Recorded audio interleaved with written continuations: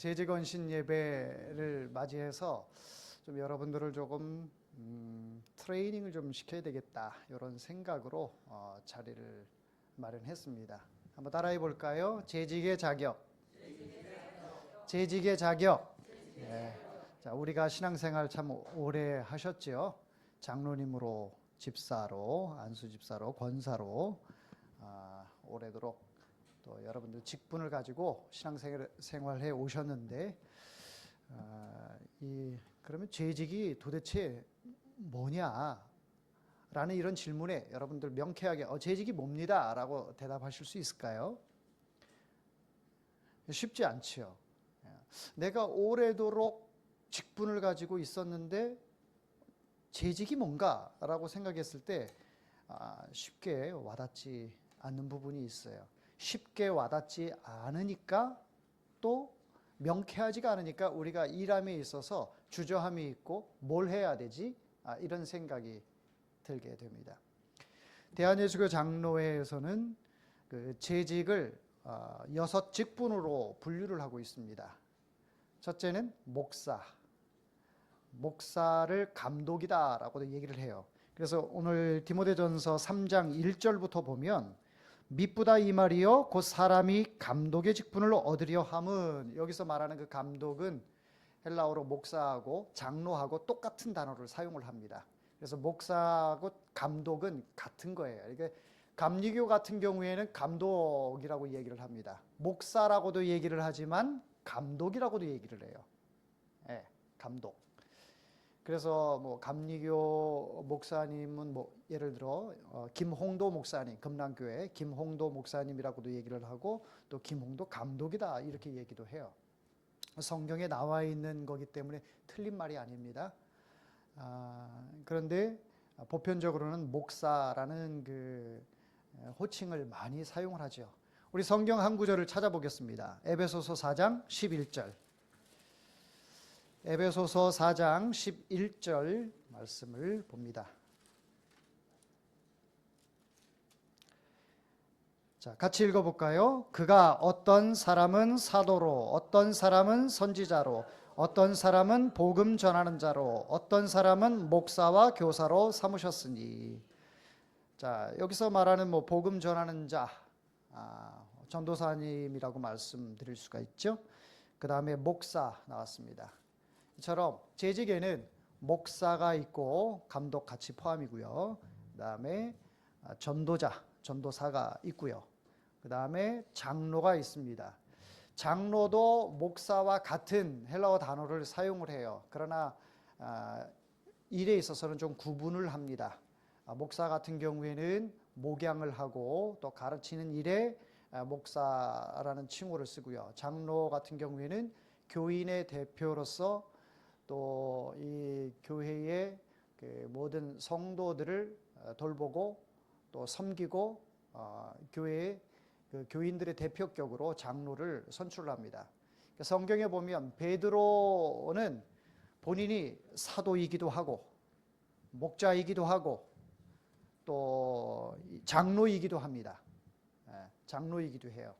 그렇기 때문에 단어는 같은 단어로 사용을 하지만 일에 있어서는 구분이 있다라는 것을 여러분들 기억하시면 되고요. 자, 목사, 전도사, 장로. 그 다음에 또 뭐가 있을까요? 우리 대한예수교 장로에서는 권사가 있습니다.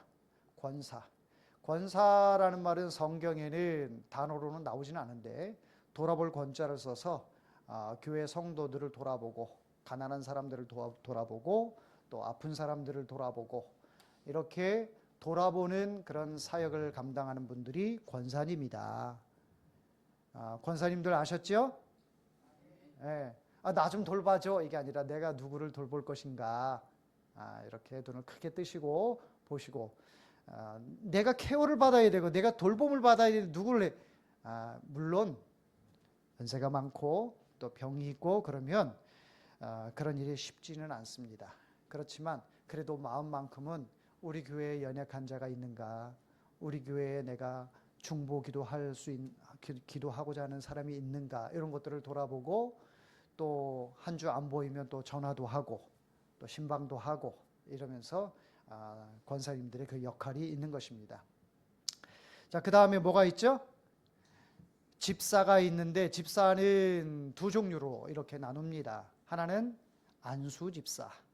안수집사. 사도행전 6장에 보면 이 베드로하고 사도들이 사역을 함에 있어서 너무 일이 방대해진 거예요. 일이 너무 방대해지다 보니까 말씀 전하고 기도하는 일 이외에 구제하고 또 교회를 전체 행정을 맡아서 이끌어가니까 너무 일이 많아져서 주객이 전도되는 이런 일들이 나타나게 됩니다.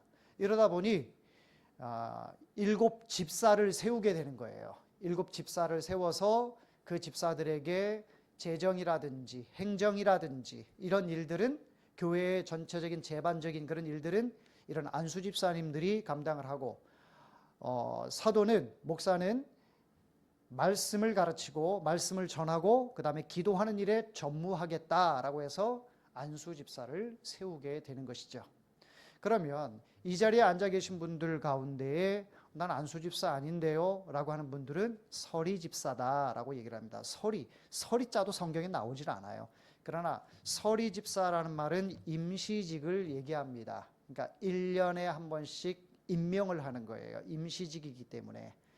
안수 집사나 권사 같은 경우에는 항존직이에요. 장로도 마찬가지고 목사도 목사의 그 직임은 항존직입니다. 그러나 서리 집사는 1년에 한 번씩 계속해서 임명함을 통해서 서리 집사로, 일반 집사를 서리 집사다라고 이야기를 합니다. 어떤 사람은 서리 집사다 하니까 기분 나빠요. 내가 서리 맞았나? 그게 아니에요. 매년 한 번씩 하나님께서 나를 충성스러운 일꾼으로 삼아주셔서 내게 직분을 주셨다. 그래서 서리 집사다 라고 하는 것입니다. 이처럼 6가지의 직분을 가리켜서 뭐다? 재직이다. 재직이다. 그러니까 여러분들이 재직에 대해서 재직회 한다, 재직 헌신 예배 드린다 그러면 그 재직이 도대체 뭐길래 집사만 되면 그냥 다 재직인가? 하나님의 일을 하는 주의 종들은 직분을 가지고 있는 사람들은 다 재직이다. 이처럼 목사, 감독, 장로, 권사, 안수집사, 서리집사 이런 분들이 다 재직이다. 자, 그렇기 때문에 여러분들이 이 교회의 여러 직책을 하나의 회로 만든 것이 이것이 재직회고 여러의 직책을 하나로 우리가 한 마음으로 헌신 예배를 드리는 것이 재직 헌신 예배다라는 것을 기억하시기를 바랍니다. 잘 알고 계신 분도 계시지만 처음 듣는 분도 계실 거예요. 그래서 이제는 재직 헌신 예배다 하면 뭐구나, 재직회다라고 뭐구나, 내가 직분을 맡은 자로서 교회의 충성스러운 일꾼으로 그 회를 하고 예배를 드리는 거니까 그런 개념 정도는 여러분들이 잘 아셔야 이제는 막연하지 않고 또 내가 할 일은 무엇인가 이런 부분들에 대해서 좀 명확하게 알고 여러분들이 또 헌신해 주실 것이다 라고 생각이 듭니다. 자, 우리가 회사에서 취업하려고 하는 그 청년들이 회사에서 그 취업 원서를 낼 때, 이력서를 낼 때 회사 입장이 있고 또 취업하고자 하는 사람의 입장이 있습니다. 회사 입장에서는 우리 회사에 맞는 사람을 채용하기를 원합니다. 우리 회사와 전혀 방향성이 다르고 관점이 다르고 능력도 다르고 그런 사람을 채용하시겠습니까? 안 하겠죠. 회사에서는 분명히 자기네 회사에 도움이 되고 자기 회사 입장에서 뭐든지 솔선수범해서 시키는 것만 하지 않고 그 이상의 정말 내 일처럼 내 가정일처럼 이렇게 해주는 사람을 원할 것입니다. 자, 그런데 취업하고자 하는 그 사람 입장에서는 또 자기 적성에 맞아야겠죠. 내가 취업하고자 하는 그 회사에 내 적성에 맞는 회사에 내가 들어갈 것이냐, 이건 굉장히 중요한 거예요. 나는 사회성이 굉장히 많아. 사람하고 막 어울리는 걸 굉장히 좋아해. 그런데 혼자만 하는 일을 하게 되면 이 사람은 굉장히 회사하고 맞지가 않아요. 또 어떤 사람은 혼자만 할 때 막 일이 막 능률이 오르고 에너지가 막 생기고 이러는데, 서비스직을 하게 되면 거기에서 기가 다 빨려요. 사람들 상대하고 영업하고 이런 일에 혼자 이 내성적이고 막 이런 사람은 그 일 감당하기가 어렵습니다. 그러니까 취업을 하고자 하는 사람도 자기의 성격, 자기의 능력, 자기의 미래적으로도 계속 할 수 있는 거, 이런 것들을 생각했을 때 거기에 맞는 그런 직장들을 골라서 취업의 문을 두드리는 경우가 있죠. 이것이 서로가 잘 맞으면 고용주 입장과 고용인 입장 가운데 이 서로의 잘 시너지 효과가 나게 되는데, 그렇지 않고 서로 바라보는 게 완전히 달라. 나는 정말 칼퇴근을 원하는데 회사에서는 조금 더 일해주기를 원해. 조금만 하면 될 것 같은데, 막 이러면 이게 이견이 생겨서 그 문제가 생기지요. 서로가 이게 맞춰주고 또 맞게 서로를 상생하지 않으면 오래가기 어렵다. 그래서 세상의 일들은 자기가 좋아하는 일을 해야 합니다. 자기의 재능이 있는 것을 해야 합니다. 남보다 내가 조금이라도 이 부분에 대해서는 내가 재능이 있다. 남보다 이 부분에서 내가 조금 더 재밌게 흥이 있게 할 수 있다. 그런 일을 찾아야죠. 그렇지 않고 전혀 반대되는 그 일들, 전공과는 상관없이 내가 하고자 하는 것과 상관없이 그냥 떠밀려 가지고 하다 보면 오래 못 가는 경우를 보게 됩니다. 이 세상의 일들은 회사에서도 자기에 맞는 사람들을 고르고, 또 취업하고자 하는 사람도 자기에 맞는 그 회사들을 이렇게 선택해서 골라가는 것이 인지상정인데, 자, 그러나 하나님의 일에 있어서는 어떨까요? 하나님의 일에 있어서는 그게 굉장히 중요합니다. 하나님의 일에 있어서는 각자 맞는 그 분야, 그 파트에서 좀 봉사하고 싶고 그러면 참 좋겠는데, 그러지 않은 부분이 유감이게도 참 많습니다. 참 많아요. 나도 내가 내 재능을 발휘할 수 있는 그 부서에서 일했으면 좋겠는데, 교회에서 봉사할 때 내가 좀 능력 있게 잘하는 거, 남에게 좀 영향력 끼칠 수 있는 거, 이런 거 좀 내가 하면 참 좋겠는데, 물론 그런 부분이 그 사람에게 있다면 그 능력대로 먼저 선택권을 줘서 봉사하는 게 옳습니다. 그러나 교회 일들에 있어서는 딱딱 그런 인력들이 어느 부서 탁탁탁 거기에 맞는, 마치 취업할 때 내가 어떤 재능과 능력과 비전을 가지고 이렇게 고르는 것처럼 교회에서는 그렇게 할 수 없다. 여러 가지 부분에 대해서 그런 것이 한계가 있고, 무엇보다도 그런 어떤 나의 인력 부족, 또 여러 가지 상황을 고려해서 그런 건 할 수 없다라고 말씀을 드리는 것이 아니고, 성경에서 뭐라고 말씀하시는가, 이게 중요하지요. 성경에서 뭐라고 말씀하시고 그 하신 말씀에 따라서 나는 어떻게 해야 하는가라는 것이 여러분들이 하나님의 그 재직으로서 사명을 감당해야 할 부분이다라는 것을 기억하셨으면 좋겠습니다. 자, 교회의 일은 나의 취향, 나의 성격, 나의 MBTI, 나의 혈액형, 나의 재능, 이런 것에 맞춰서 골라서 하다 보면 교회의 일들은 그다지 전문 분야가 아니기 때문에 그렇게 안 해도 상관이 없어요. 만약에 전문 분야면 여러분들이 전공 살려서 그 부분에 있어서 하면 참 좋지요. 그러나 교회의 일들이 전공 분야가 목회자가 목사로서 하는 일, 그 일들 이외에는 전문 분야가 없어요. 보편적으로 누구나 다 함께 기쁨으로 할 수 있는 일이에요. 어떤 박사님이 주일날 되면 밖에 나가서 안내를 해요. 주차 안내를 하고 교회 안내를 하고 주방에서 설거지를 해요. 난 박사 전공이 있는데 이 전공 분야를 교회에서 살리고 싶은데, 근데 교회에서 그런 분야를 살릴 만한 그런 어떤 활동이 없어요.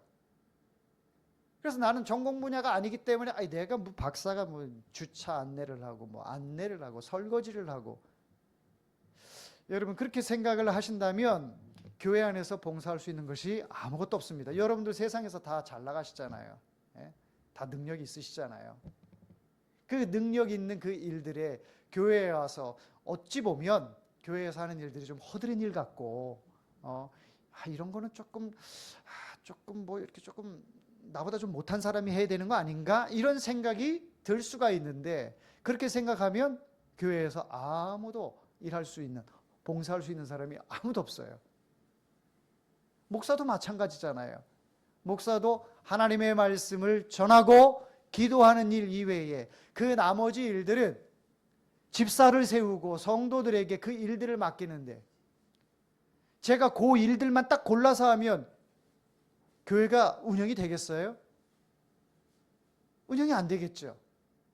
이게 일반 성도들도 마찬가지예요. 그래서 예수님께서는 마태복음 16장 24절 말씀에 누구든지 나를 따라오려거든 자기를 부인하고, 한번 따라해 볼까요? 자기를 부인하고 자기의 십자가를 지고 따르라. 자기를 부인하고 라고 했어요. 자기를 부인한다라고 하는 것은 뭐 이중적인 의미가 있습니다. 내가 죄인이다, 나는 의인이 아니다 라는 것을, 자기가 의인이었다라고 생각하는 것, 그걸 부인하고 내가 죄인임을 기억하고 주님을 따르라 라고 하는 그런 의미가 있고, 또 자기를 부인한다라고 하는 것은 내가 하고 싶은 거, 내가 할 수 있는 거, 그런 것들만 나는 하고 싶다, 그 일 이외에는 난 시키지 마, 나 안 해, 이게 아니라 어떤 일이든지 간에 내 능력이 부족해도, 또 내가 어떤 부분에서는 또 출중해도 이런 것을 다 제로 베이스로 깔아놓고 나를 부인하고 주님이 나에게 어떤 것을 맡기시든지 간에 나에게 주신 그 십자가를 지고 따르겠다라고 하는 그 의미예요. 그래서 여러분들이 예수님의 그 발자취를 따라가고 재직으로서 이 사명을 감당하기 위해서는 나를 부인하는 작업, 이것이 굉장히 중요하다. 내가 교수인데, 내가 박사인데, 내가 뭐 서울대 나왔는데, 내가 어느 직장을 가지고 있는데, 이런 것이 하나님 앞에서는 중요한 것이 아니다라는 것이죠. 네. 대통령도 장로면 교회 왔을 때 주차 안내도 하고 봉사도 하고 막 그러는 거예요. 네. 목사를 섬기는 게 아니잖아요. 하나님을 섬기는 거잖아요. 만왕의 왕이신 하나님의 종이고 하나님의 일꾼이기 때문에 세상의 지위 가지고 교회에 와서 그거를 허세를 부리면 그 사람만큼 어리석은 사람이 없는 것입니다. 자기를 부인하는 게 아니라 자기를 드러냄으로 인해서 나중에 보면 사람들이 다 그래. 참, 네가 세상에서 박사고 네가 세상에서 대통령이지, 교회에서도 대통령이고 교회에서도 박사냐? 사람들이 수근거려.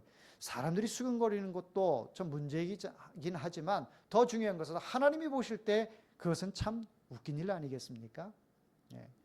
그러니 자기 자신을 부인하고 주의 길을 따라가는 것, 이것이 재직의 일이다. 내 성격에 맞는 거, 내가 하고 싶은 거, 내 재능에 맞는 거, 그것만 골라 하는 것이 아니다.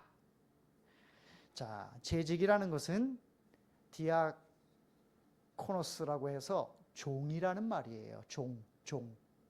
종은 주인의 수발을 드는 사람입니다. 주인의 수발을 드는 사람이기 때문에 주인에게 어떤 권리 행사를 할 수가 없어요. 주인이 요구하는 것을 예, 알겠습니다 라고 할 수밖에 없어요. 이게 주종의 관계죠. 하나님과 우리와의 관계도 마찬가지예요. 하나님의 종이 우리이지만 또 하나님의 친구이기도 하고 하나님의 자녀이기도 하고 여러 개념으로 우리에게 말씀하고 계시는데, 재직은 특별히 하나님의 종이다라는 것을 여러분들 꼭 기억하시기를 바랍니다. 자, 그렇다면 자기를 부인하고 또 자기를 주장하지 않은 가운데서 어떤 유익이 있느냐? 재직으로서의 하는 일은 첫째는 하나님께 영광이 되어야 합니다. 나로 하여금 하나님께 영광이 되어야 되고요. 두 번째는 교회의 유익이 되어야 합니다. 하나님께 영광도 난 직분만 있으면 돼. 직분은 뭐 우여곡절 끝에 받았어. 그런데 전혀 하나님께 영광이 안 돼. 교회에도 유익이 안 돼. 이렇게 되면 어떻게 되는 거예요? 가룟 유다가 되는 거예요. 가룟 유다가. 아간과 같은 사람이 되는 것입니다. 하나님의 일을 한답시고 해놓고는 나중에 가서 보면 엉뚱한 일을 하게 되는 거죠. 왜? 하나님께 기쁨을 구하고 교회 유익을 구한 게 아니라 자기의 이권을 생각했기 때문에 그 이권이 충족되지 않다 보니까 완전히 배교자가 되고 반대 세력이 되는 것이죠. 하여 여러분들은 하나님의 충성된 일꾼이 되기를 바랍니다. 자, 사도 바울 선생님을 한번 생각해 보겠습니다. 사도 바울 선생님은 사도행전 20장 24절 말씀에 나의 달려갈 길과 주 예수께 받은 사명 곧 하나님의 은혜의 복음 증거하는 일을 마치려 하면은 나의 생명을 조금도 귀한 것으로 여기지 아니하겠다라고 말씀하고 있습니다. 그러니까 복음을 전하는 일, 나의 달려갈 길이 바로 그건데 나의 생명을 조금 더 귀하게 여기지 않겠다라고 했어요. 사도 바울이 자기가 취사 선택해서 하나님의 일을 했다면 이 사람은 교수가 될 사람이고 이 사람은 어찌 보면 글을 잘 쓰니까 작가가 될 사람이고 또 이 사람은 어찌 보면 로마 시민권자로서 또 많은 학식이 있는 사람으로서 권세자가 될 수도 있는 그런 사람이었습니다. 하나님을 섬기고 하나님의 일을 하는 데 있어 아주 특심이 있는 사람이었거든요. 그랬기 때문에 정말 그의 지식의 한계치가 어디까지일까라고 의문이 들 정도로 지식이 출중했던 사람이고 지혜도 많았고 말도 잘하고 글도 잘 쓰고 권세를 다 가지고 있고 그의 미래는 탄탄대로인 사람이 바로 사도 바울이었습니다. 그런데 이 사람이 주님을 만나고 나서 이 모든 것들을 어떻게 했어요? 배설물처럼 버린다라고 했어요. 배설물처럼 버린다라고 하는 것은 그것을 사용 안 하겠다라고 하는 게 아니에요. 그것을 하나님의 영광을 위하여 쓰겠다라고 하는 겁니다. 여러분, 배설물처럼 버렸다라고 하니까 내가 가지고 있는 지식 다 버려, 내가 갖고 있는 지혜 다 버려, 내가 갖고 있는 로마 시민권 다 버려, 갖고 있는 기득권 다 버려, 이게 아니에요. 그런 것들을 통해서 주를 위하여, 주님의 일을 위하여 그 어떠한 것보다도 주님의 일 이외에 더 나서지 않겠다, 더 앞서가지 않겠다. 모든 것들, 나에게 주신 이 모든 것들을 하나님의 영광을 위하여 내 생명까지 아까워하지 않으면서 주의 일에 충성하겠다라고 고백을 하고 있는 것입니다. 여러분들에게 주신 이 사회의 달란트들이 참 많을 거예요. 뭐 달란트가 교회에서만 사용하는 그런 단어가 아니라 세상에서도 내가 재능이 있는 것, 여러분들이 가지고 있는 그런 재능들이 다 달란트인데 그 달란트들이 저마다 달라요. 저에게 없는 게 여러분들에게 굉장히 많을 겁니다. 또 여러분들에게 없는 게 저에게 또 있고, 이 세상에서 쓰는 이 많은 그런 재능과 여러 가지 많은 영향력을 끼칠 수 있는 것들, 자, 이런 것들을 가지고 있으면 가지고 있는 것으로 숨겨두지 마시고 하나님의 영광을 위하여 존귀하게 쓰임받기를 원합니다. 그 모든 재능들, 지식들, 물질, 건강, 이런 것들이 나의 달려갈 길은 나의 생명을 바치는 일에 조금 더 아까워하지 않겠다라고 하는 사도 바울처럼 하나님 앞에 그렇게 쓰임받는 것이 바로 재직이다라는 것이에요. 믿습니까? 나에게 있는 것 세상에서만 활용하고 세상에서만 쓰임받지 말고 하나님의 일에 여러분들이 쓰임받아야 되는 거예요. 나에게 어떤 달란트가 있는지, 회사에서는 인정받으려고, 회사에서는 진급하려고 얼마나 애를 씁니까? 세상에 조금 성공해 보려고. 그러나 그런 열정과 에너지, 또 내가 성공할 수 있는 그런 부분들을 하나님의 영광을 위하여 어떻게 쓸까? 교회를 위해서, 교회 유익을 위해서 어떻게 쓸까? 이런 것에 조금씩 고민을 해보면 나도 하나님 앞에 존귀한, 하나님이 쓰시는 그런 귀한 종이구나라는 것을 느끼게 되고 재직으로서 또 뿌듯함도 느끼게 될 것입니다. 자, 병원 가서 검진을 받는데 의사가 이야기를 합니다. 이것도 먹지 마시고요, 저것도 먹지 마시고요, 요것만 드세요. 그래야 당신 암이 발생하지 않고 잘 치료가 될 것입니다. 혈압이 많은 사람한테 이것도 드시지 마시고요, 저것도 술도 드시지 마시고요, 짜게 드시지 마시고요 그랬더니 나는 술도 좋아하고 짜게 먹는 거를 즐기는데 이걸 먹지 말라 그러면 나는 뭐 먹고 사냐, 공기만 마시고 사냐. 의사 말을 안 들어요. 그러면 어떻게 돼요? 나중에 뇌졸중이 온단 말이에요. 뇌졸중이 와서 막 풍에 걸리고 막, 이런 현상들이 생기고 납니다. 그리고 나서는 어떤 생각이 들어요? 그때 의사 선생님 말씀을 들을 걸.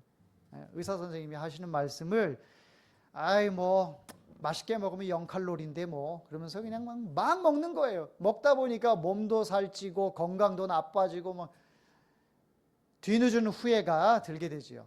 자, 우리의 영의 아버지, 우리의 영원한 의사 되신 예수 그리스도께서 우리에게 처방을 다 하나님 말씀을 통해서 하셨어요. 이 처방의 말씀들을 이 말씀대로 살지 않으면 여러분들은 끝에 가서는 반드시 후회하게 됩니다. 영적인 뇌졸중이 와요. 뇌출혈이 와요. 이러면서 이제는 영적으로 아무것도 하나님 앞에 쓰임받지 못하고 버려지는 그런 존재가 된다면 뒤늦은 후에는 저 지옥에 들어가 있는 부자가 나사로를 부러워하며 아브라함에게 제발 물 한 방울이라도 찍어서 나의 입을 서늘하게 해달라고 하는 그런 말밖에 할 수 없다는 거예요. 돌이킬 수 없는 상황이 오게 된다는 것이죠. 그러니 예수님께서 우리 재직들에게 하시는 그 말씀들, 하나님의 말씀들, 이 말씀들을 여러분들 가슴 깊이 새기고 나의 영을 치료하시는 나의 의사 되시는 예수 그리스도의 말씀에 귀 기울이시고 또 그 말씀이 떨어지면 그 말씀에 여러분들이 꼭 실천하는 우리 재직들이 되기를 주의 이름으로 축원합니다. 자, 그렇다면 구체적으로 어떤 부분을 오늘 말씀에서 우리에게 가르치고 계시는가? 우리 본문을 보도록 하겠습니다. 8절 보면 이와 같이 집사들도 정중하고, 이와 같이라고 하는 것은 1절부터 7절까지 감독에 대해서, 목사에 대해서, 목사의 자질 또 자세에 대해서 이야기를 쭉 하고 있는데 그런 것들을 포함해서 이와 같이 또 집사들에게는 더 여러 가지가 추가가 돼요. 이와 같이 집사들도 정중하고, 정중하다라고 하는 것은 뭐 신중하다, 엄숙하다, 또 단정하다 이런 말을 하고 있습니다. 그러니까 집사들이 단정해야죠, 정중해야 되죠. 그러면서 이어서 하신 말씀이 일구이연을 하지 말아야 한다. 일구이연이 뭡니까? 한 입에서 두 말하는 거죠. 예. 아침에 말했던 거하고 저녁에 말했던 거하고 다르면 되겠습니까? 일구이연을 제일 많이 하는 사람이 누굴까요? 정치인. 예. 비호감 1위 정치인, 비호감 2위 목사라고 하는데 큰일입니다. 큰일이에요. 목사가 일구이연을 참 많이 하나 봐요.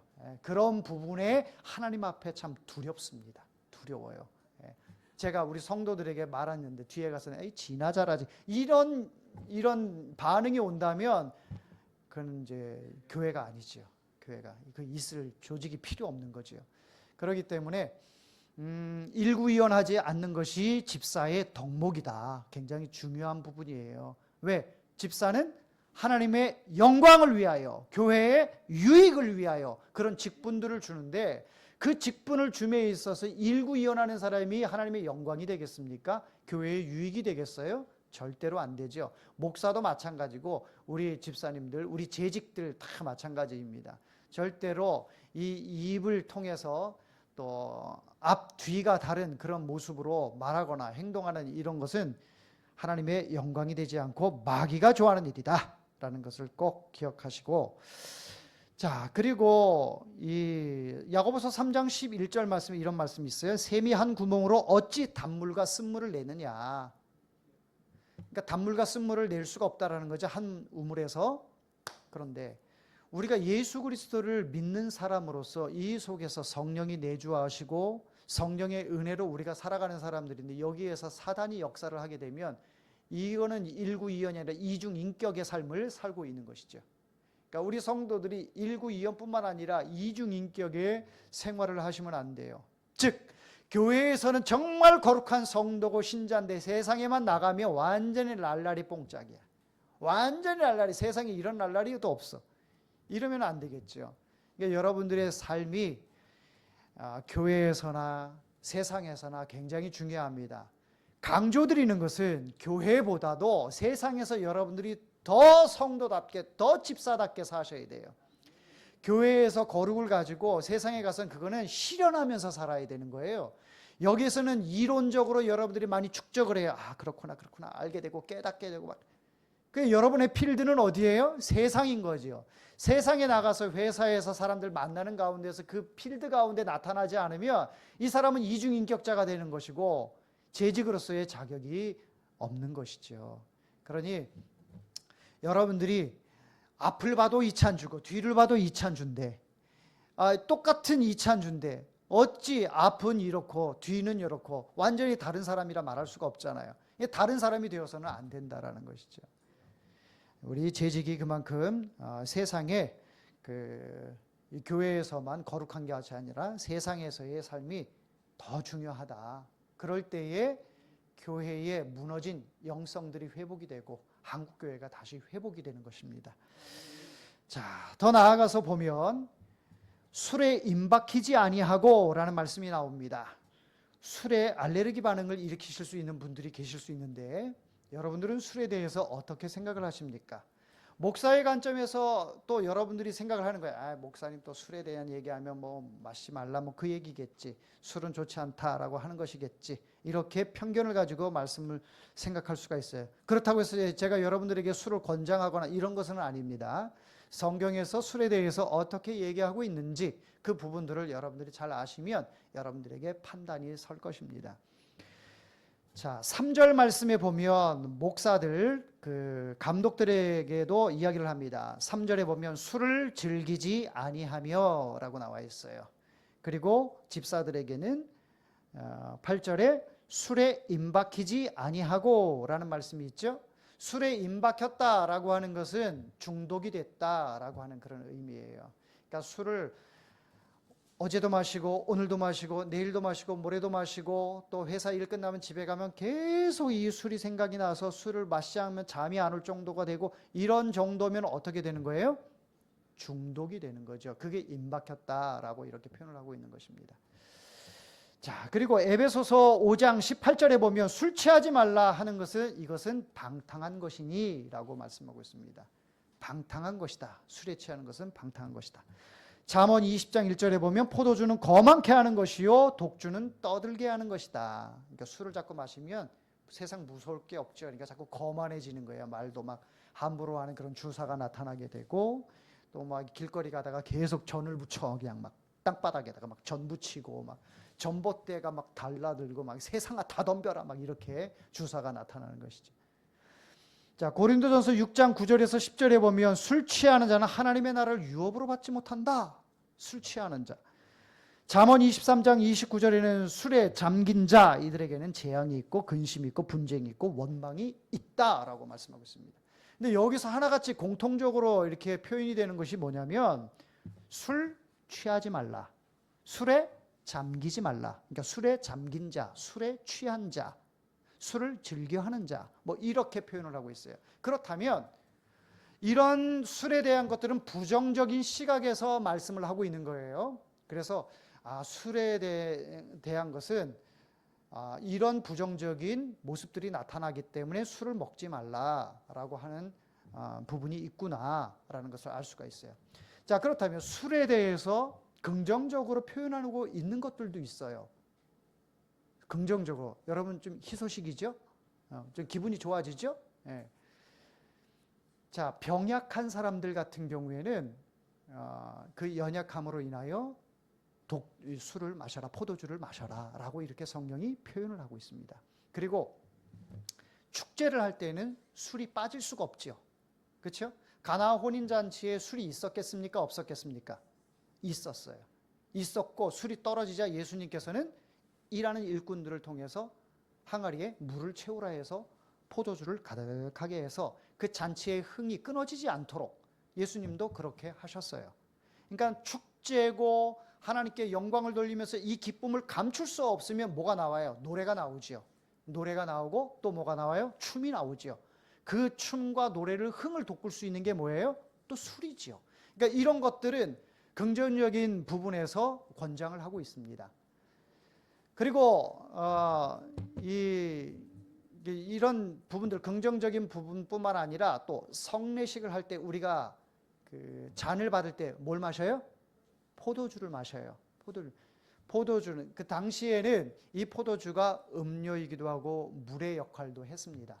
물이 부족한 나라이기 때문에. 그래서 항상 이 잔치나 또 성례식이나 또 뭐 이 병약 환자들 이런 부분에 있어서는 술이 치료제도 되기도 하고, 또 잔치에 굉장히 흥을 돋구는 그런 역할도 하고, 또 성례식에 예수 그리스도의 보혈의 피를 상징하는 그런 음료가 되기도 하고, 이런 부분은 긍정적으로 우리에게 말씀을 하고 있습니다. 이런 것들, 긍정적인 것들과 부정적인 것들, 이런 것들을 여러분들이 생각할 때 결론은 뭐예요? 결론은 술 같은 경우에는 구원의 문제와 직결되는 부분은 아니에요. 술을 먹었다고 해서 나 구원받지 못해, 술 먹는 사람 당신은 구원받을 수 없어, 이렇게 정죄할 부분도 아니다. 단 그 술이 즐겨하는 것과 또 임박히는 것과 또 이런 것으로 인해서 우리의 육체가 망가지고 우리의 영이 혼미해져서 하나님을 맑은 정신으로 하나님께 자발적으로 마음속에서 우러나오는 영광을 올려드려야 되는데, 그것이 아니라 자꾸 그런 것으로 인해서 나의 그 아픔을 달래보려고 하고 위로를 얻으려고 하고 나의 아픈 상처를 싸매주려고 하는 그런 의도로 자꾸 하나님 이외에 더 위로가 되고 더 나에게 힘이 되는 그런 것들을 찾는 것이, 이것이 문제라는 거예요. 그렇다면 결론적으로 말씀을 드릴 수 있는 것은 술이 나의 우상이 될 수 있다라는 것이죠. 나의 우상이 될 수 있다. 하나님보다 더 사랑하고 하나님보다 더 마음이 가고 그거 없이는 내가 잠을 이룰 수 없을 것 같고 이 힘든 세상 살아갈 수 없을 것 같다라고 해서 자꾸 술을 찾는다라고 한다면 이런 부분들이 바로 나의 우상이 된다. 우상은 하나님이 가장 미워하시는 거죠. 하나님이 가장 싫어하는 것이죠. 그렇기 때문에 술을 여러분들이 뭐 한 잔, 두 잔 이렇게 할 수도 있어요. 오늘 목사들에 대해서도 술을 즐기지 아니하며 라고 하는 그 말씀을 보면 조금씩은 마셔도 되는구나. 그러나 즐겨하지는 말아라. 감독들이 그렇게 해서는 안 된다 라고 말씀하는 것 아니겠습니까? 그러면 제가 술을 마실 수도 있어요. 그러나 저는 술을 마시게요, 안 마시게요? 예? 안 마셨으면 좋겠죠. 아니요, 제가 여러분들은 마셔도 저 목사는 안 마셨으면 좋겠죠. 그 기준이지요. 목사는 술 마시면 안 돼. 이게 뭐 목사야. 나는 뭐 목사가 아니니까 마셔도 되는데. 이런 마음 있지 않습니까? 저도 마실 수 있어요. 근데 마시는데 제가 또 한번 뭐 하면 또 막 이렇게 막 중독이 되거든요. 중독이 돼요. 그래서 빠지거든요. 그래서 내가 임박힐까봐, 중독될까봐 안 마셔요. 안 마셔요. 혼미한 상태로 내가 설교 주절주절 한다면 여러분들 그 설교 듣겠습니까? 어떤 분은 술을 또 장로들이 권장해가지고 그 술 마셨다가 또 기분이 서로 감정이 안 좋아가지고 우리 목사님 술 마셨어요. 그래가지고 그걸 막 공론화해가지고 교회에서 쫓겨나는 그런 일도 벌어진 교회가 있었습니다. 마시라고 할 때는 언제고 서로 감정이 안 좋아지니까 목사 술 마셨다고 내쫓고. 웃기는 세상이죠. 자, 목사도 술 마실 수 있다. 여러분도 다 술 마실 수 있다. 그러나 내가 하나님 앞에 최상으로 예배드릴 수 있고 하나님의 영광이 되고 기쁨이 되는 일에 있어서는 술이 유익하지는 않다. 건덕상 여러분들에게 권장은 드리지 않아요. 뭐 여러분들이 한 잔, 두 잔 이렇게 마실 수도 있어요. 그건 구원의 문제하고는 상관이 없지만 그런 것들이 한 잔, 두 잔 들어가다 보면 나중에는 쌓이다 보면 이것이 이제 임박힌 자가 될 소지가 많습니다. 많아요. 여러분, 한국 사람들이 거짓말하는 것 중에 제일 1등이 뭔지 아십니까? 야, 한 잔만, 야, 나 한 잔만 할게. 한 잔만. 여러분, 한 잔만 하는 사람 있어요? 없어요. 여러 가지 거짓말 중에 으뜸되는 게 있는데 노인들이 나 빨리 죽어야지. 이거 거짓말. 술 먹는 사람 딱 한 잔만 할게. 이거 거짓말. 거짓말. 한 잔, 두 잔, 한 병, 두 병, 세 병 이렇게 되는 것입니다.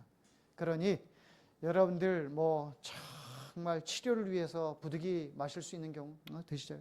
그리고 또 오늘 우리 부부의 어떤 그 기념일 축제, 이걸 꼭 기념하고 싶어. 그러면 와인 한잔 하면서 같이 기쁨으로 뭐 그렇게 할 수도 있어요. 뭐 나쁘지 않아요.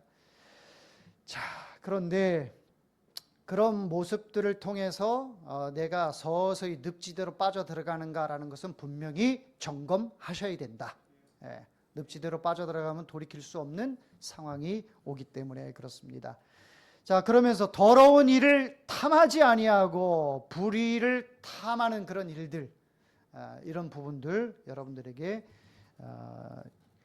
이런 일을 탐하면 안 된다. 더러운 일, 불의의 돈, 또 불법적인 거 이런 부분들을 하면서 하나님의 일은 할 수 없다.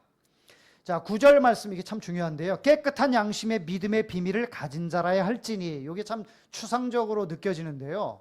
깨끗한 양심의 비밀을 가진 자, 이것은 앞서 제가 그 주일날 낮에 말씀드렸던 것처럼 하나님을 만나는 것을 얘기합니다.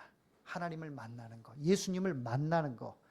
깨끗한 양심의 믿음의 비밀, 예수님을 만나야 이 비밀을 알게 되는 거예요. 하나님께서 예수 그리스도를 통해서 우리가 알지 못하는 그 놀라운 비밀을 주셨거든요. 근데 그 비밀을 예수님을 만나지 않으면, 예수님을 알지 못하면 이 비밀을 몰라요. 몰라. 아무리 눈 씻고 봐도 예수님을 만난 경험이 없는 사람은, 체험하지 않은 사람은 그 비밀, 감춰져 있는 그 구원의 비밀, 이걸 알지는 못해요. 그러니까 천국에 대한 소망이 없는 것이죠. 이 세상에서 소망을 품고 살아가니까 교회를 하나의 도구로 사용을 하는 거예요. 내가 성공하는데 교회가 조금 뭐 유익이 되지 않을까? 내가 건강한데 교회가 조금 더 나한테 유익을 주지 않을까? 나의 이 세상의 삶에 교회를 이용하고 예수를 이용하고 이렇게 되는 것이죠. 이런 경우는 양심의 비밀을 갖지 못한 거예요. 우리 마음속에 깨끗한 양심의 비밀을 가진 자들이 바로 재직이 되어야 한다. 그 깨끗한 양심의 비밀을 가진 자가 누구냐? 바로 성령을 체험하고 예수를 만난 사람들. 재직들이 이 부분에서 통과를 하지 못하니까 교회만 가면 힘든 거예요. 주일만 되면 스트레스가 오는 거예요. 오늘도 교회 가야 돼? 왜 이렇게 주일은 빨리 돌아오지? 또 교회 가면 뻔한 일을 또 해야 되는데, 내가 그래도 회사에서는 그런 일을 안 하는데 교회 가면 꼭 그런 일들을 해야 돼. 이런 마음들이 든다라는 것이죠. 그러니까 믿음의 비밀을 가진 자, 세상 사람들은 이 비밀을 모릅니다. 예수에 대해서 아무리 전해도 이 비밀을 알지 못하기 때문에 영접을 안 해요. 믿지를 못하는 것이죠. 그래서 복음이라고 하는 것, 믿음이라고 하는 것은 비밀을 알지 못하는 세상 사람들에게는 철저하게 감춰져 있어요. 그래서 비밀인 거예요. 비밀. 그 사람들은 몰라요. 그런데 이 구원의 비밀, 이 비밀을 모르는 사람이 재직이 되면 안 되겠죠. 그것을 알아야 재직으로서 하나님의 영광을 위하여, 교회의 유익을 위하여 일을 할 수 있게 되는 것이죠. 자, 그러면서 11절 말씀에는 여자들도 이와 같이 정숙하고, 여자들이라고 하는 것은 그 안수 집사님들의 아내, 또 목사님의 아내, 뭐 이런 다 포함이 되는 거죠. 이런 분들도 정숙하고 모함하지 아니하며 절제하며 모든 일에 충성된 자라야 할지니라.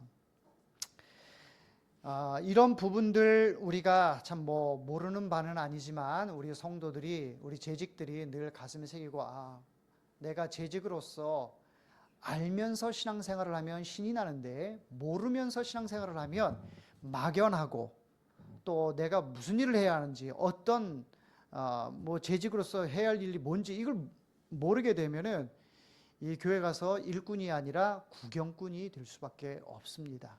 구경꾼. 하나님은 구경꾼을 원하는 게 아니라 일꾼을 원하십니다. 하나님의 일을 하는 사람, 그 사람이 바로 재직이에요. 올 한 해 2025년도에 여러분들이 재직으로서 세워져서 여러분들에게 맡겨주신 장로로서, 권사로서, 집사로서, 목사로서, 전도사로서 해야 할 일들, 이런 부분들을 여러분들이 잘 순종하기를 주의 이름으로 축원합니다. 자, 그리고 이제 우리 재직들이 이런 부분은 우리가 이제 기본적으로 알 것이고, 또 우리 교회 성도 재직들이 이제 앞으로 교회를 섬김에 있어서 기본적인 것들도 좀 필요할 것 같아요. 기본이 안 돼 있으면 그 이상의 것들을 시키면 기본이 안 돼 있는데 우왕좌왕하고 갈팡질팡하게 되죠.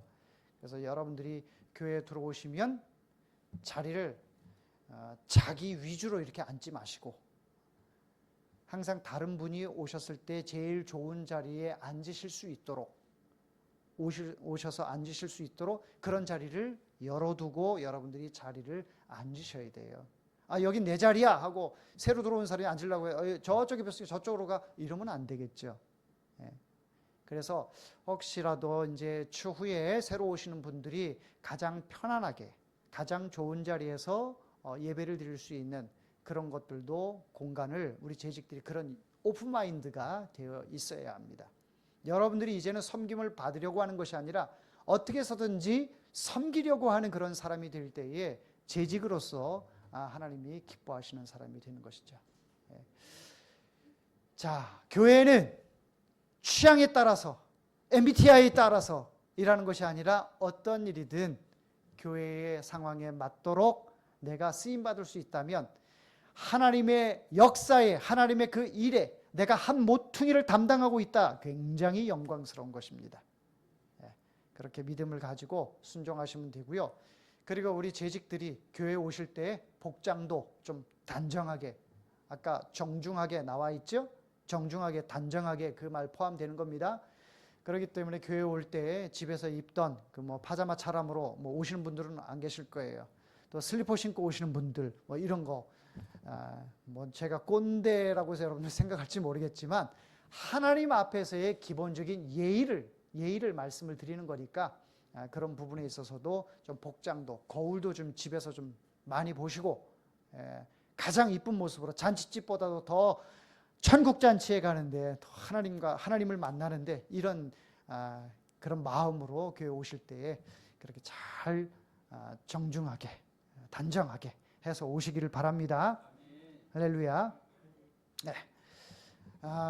그리고 이제 이후에 또 여러 가지 여러분들 또 트레이닝 할 그런 시간들이 있으니까 오늘은 이 정도로만 하고 우리 재직들이 올 한 해 재직으로서 나를 하나님께서 세워주셨으니 이 재직의 직분 잘 감당할 수 있도록 하나님 새 힘 달라고 하나님 이 마음 연말까지 끝까지 가지고 알고 끝내는 것이 아니라 실천하며 재직으로서의 사명 감당할 수 있게 해달라고 우리 한번 주여 부르고 기도하도록 하겠습니다.